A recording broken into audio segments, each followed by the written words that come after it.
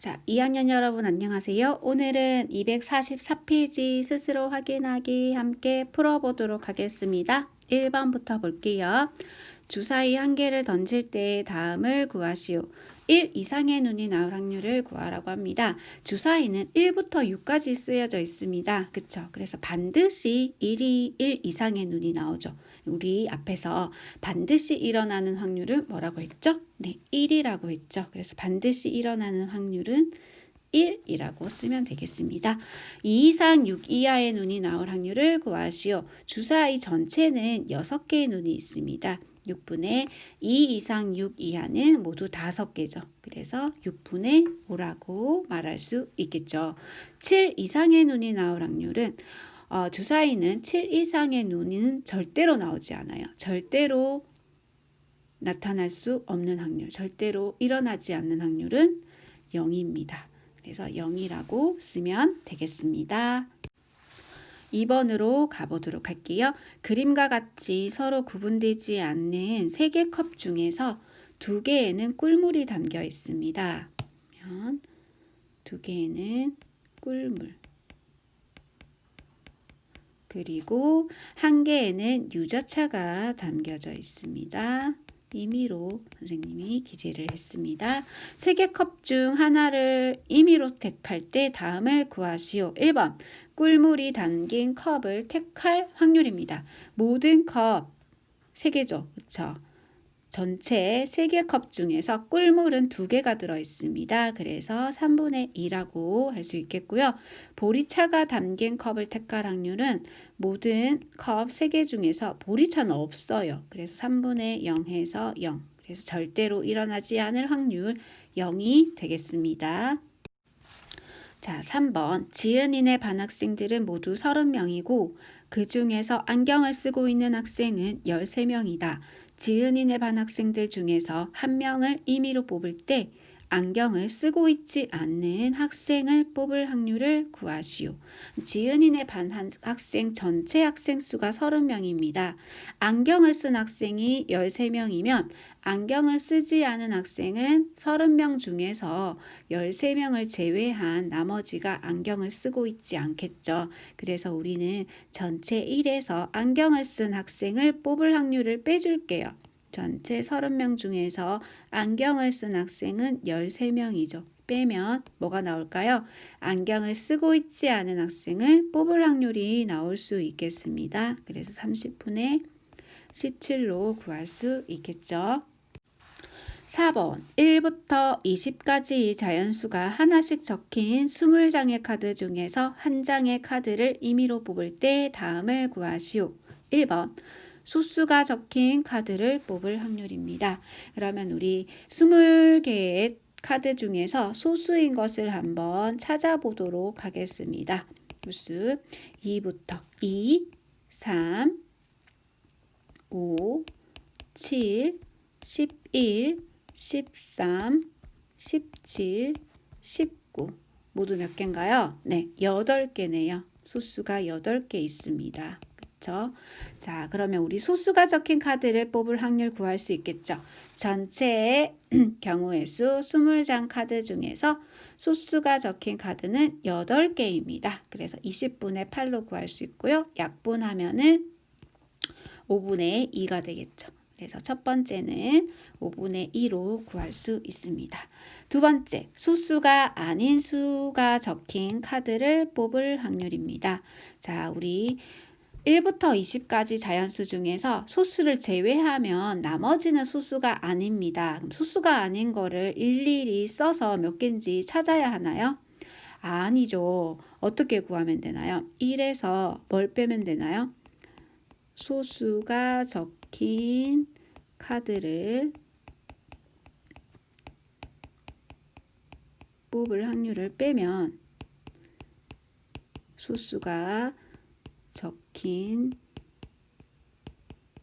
카드를 뽑을 확률을 빼면 소수가 아닌 수가 적힌 카드를 뽑을 확률을 구할 수 있겠죠. 그래서 1에서 우리 1번에서 구했던 5분의 2를 빼줄게요. 5분의 2를 빼면 5분의 3으로 계산할 수 있겠습니다. 자, 5번으로 가보겠습니다. 10부터 99까지의 두 자리 자연수가 하나씩 적힌 90개의 공이 들어있는 주머니가 있다.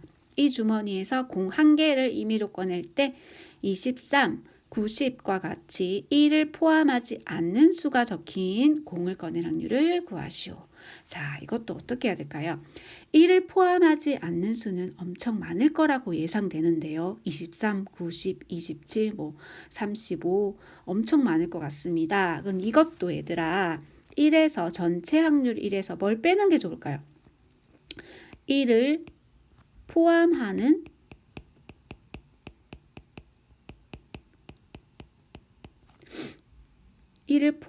수가 적힌 공을 꺼낼 확률을 빼주는 게 좋겠죠. 그러면 1을 포함하는 수가 적힌 공을 꺼낼 확률을 빼주면 우리 1을 포함하지 않는 수가 적힌 공을 꺼낼 확률을 구할 수 있을 것입니다. 그러면 우리 1을 포함하는 수 어떤 게 있나 한번 나열해 보겠습니다. 1을 포함하는 수.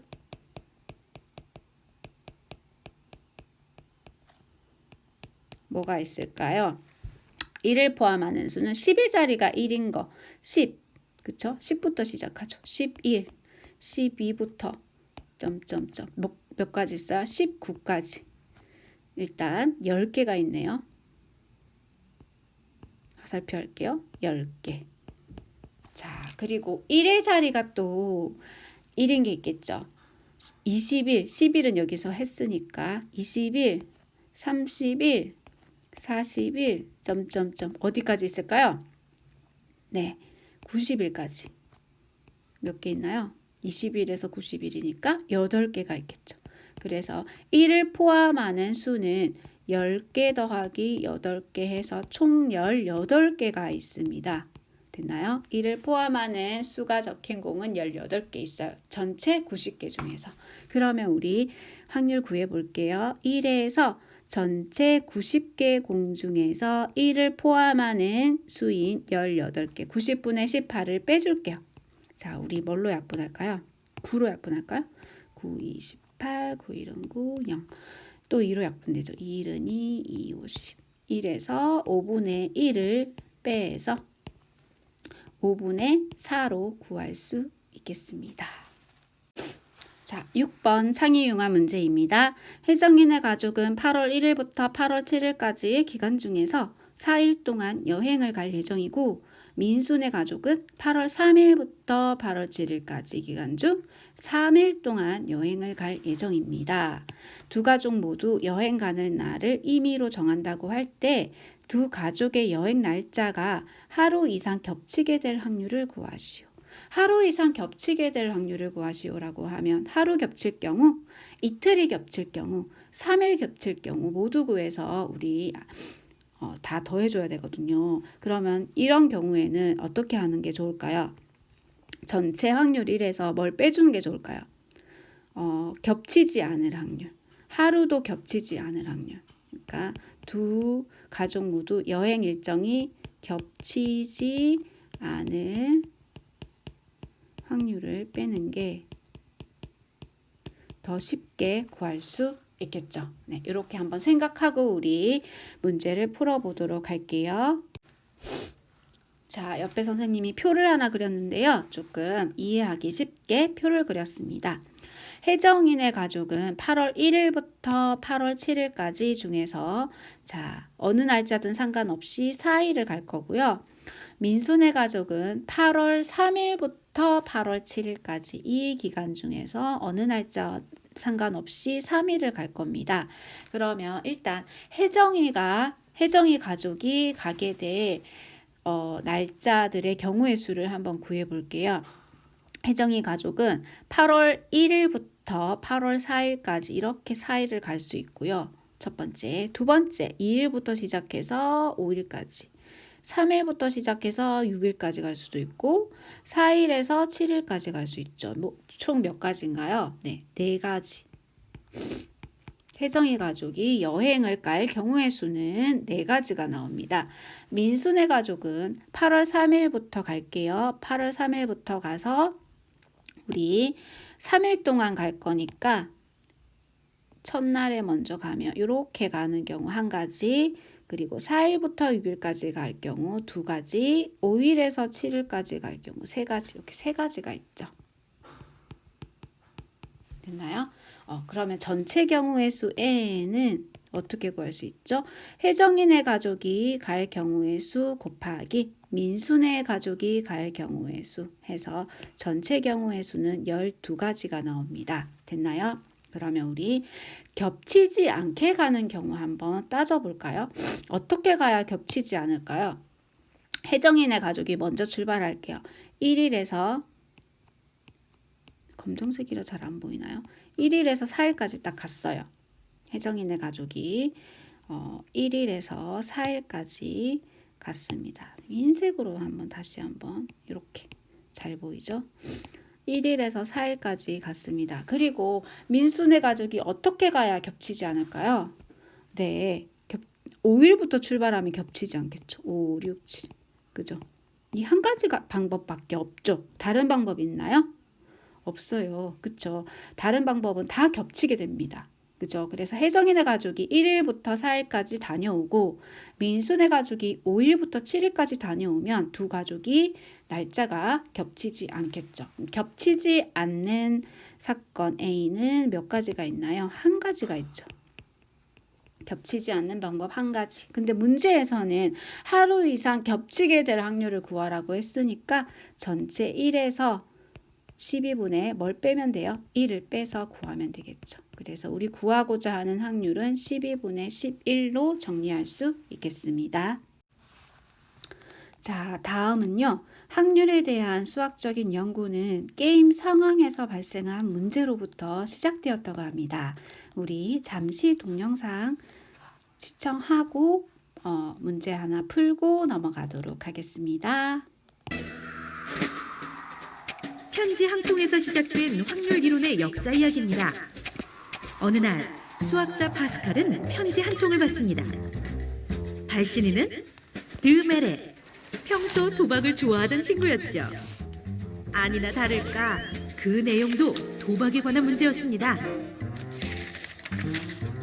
친애하는 파스칼, 나는 다음과 같은 심각한 문제에 봉착했네. 실력이 비슷한 두 사람이 내기를 했네.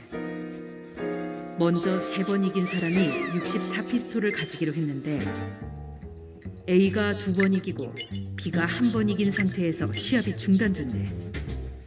이럴 경우 피스톨을 어떻게 나누는 것이 좋겠나? 파스칼 자네라면 이 문제를 해결할 수 있을 거라 믿네.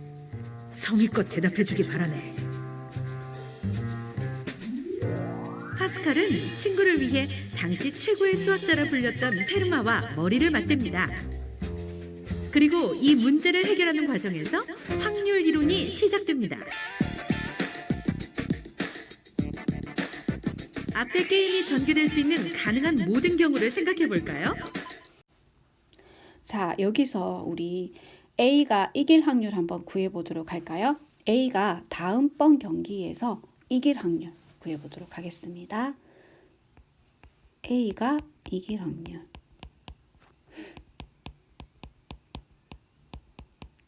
바로 지금 게임이 중단됐지만 다음번 회에서 4회에서 A가 이길 확률은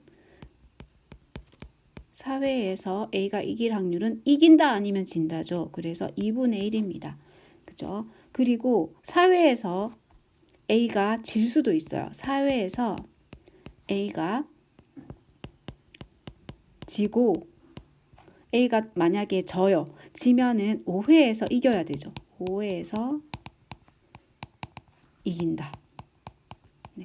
4회에서는 지고 5회에서 이기면 A가 이긴 거잖아요. 그쵸? 4회에서 지면 B가 이긴 거니까 4회에서 A가 질 확률 2분의 1. 지고 동시에 5회에서 A가 이겨야 돼요. 이길 확률 2분의 1 해서 4분의 1입니다. 그래서 A가 이길 확률은 4회에서 바로 이기는 거랑 4회에서 지고 5회에서 이길 확률을 더해주면 되겠죠.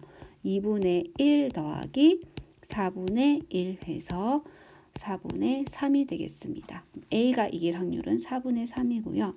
B가 이길 확률도 한번 구해볼까요? B가 이길 확률은, 자, B가 이길 확률은 지금 4회에서 B가 바로 이겨야 합니다. 지면 끝나요. 그쵸? 4회에서 지금 3회까지 경기가 진행됐고요. 4회에서 이기고 그 다음에 5회에서 이긴다. 그쵸? 4회에서도 이기고 5회에서도 연속 2번을 이겨야 B가 이기게 됩니다. 4회에서 이길 확률 2분의 1. 동시에 5회에서도 이겨야 되니까 2분의 1을 곱해야 되겠죠. 그래서 B가 이길 확률은 4분의 1이 되겠습니다. 됐나요? 그러면 우리 피스톨을 어떻게 분배할지 한번 볼까요? 총 64개의 피스톨이 있습니다. A는 다른 색깔로 할까요? 자, A는 이길 확률이 4분의 3이니까 전체 64를 4분의 3 분배해서 분하면은 4, 2는 4, 4, 6, 24. 총 48개 피스톨을 가지게 되면 되고요.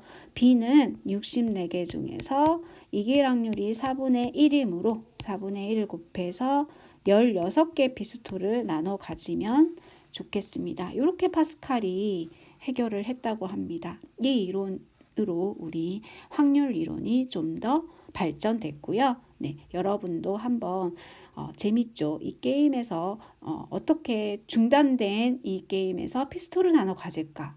그 당시에는 되게 중요한 이슈였던 것 같습니다. 네, 그러면 오늘 수업 여기까지고요. 우리 다음 주는 얼굴 보면서 나머지 확률 부분 마저 마치도록 하겠습니다. 오늘도 수고 많으셨습니다.